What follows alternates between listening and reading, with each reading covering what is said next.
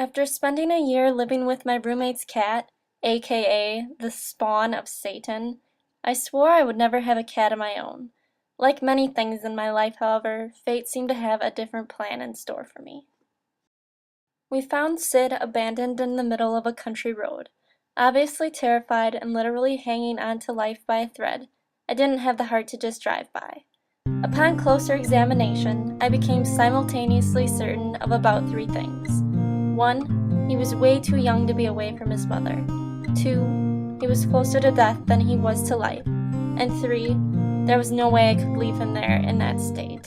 Over $300 in vet bills and supplies later, the small scraggly kitten had found a home. At my apartment. I quickly began to realize that this was no ordinary feline. From the time I first found him to this very day, he breathes with a distinct wheeze which can literally be heard from every room of the apartment.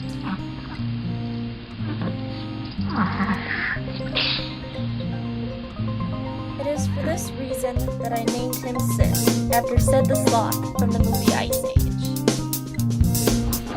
Sid's wheeze, which is apparently due to asthma, a collapsed lung, or a collapsed trachea, is just one of the many health problems Sid has faced. Among other health issues, Sid has had 2 types of worms, a double ear infection, an allergic reaction that caused all the hair on his face to fall off, and an allergic reaction to cat litter.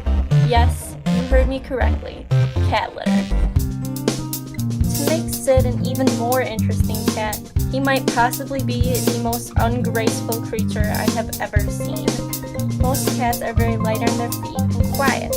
Sid runs like an elephant, with ease. He trips on his own feet, jumps and completely misses what he was aiming for, and has fallen in the toilet on not just 1, but 3 separate occasions. Now that's talent. He drools in his sleep, is obsessed with bugs in the window, and has a plastic bag fetish. But when the day is done, I can't help but be anything other than thankful for Sid. Quirks and all. No matter how horrible of a day I've had, Sid can always find a way to make me laugh. He may not be the most graceful cat, or the brightest for that matter, but I wouldn't change Sid for the world.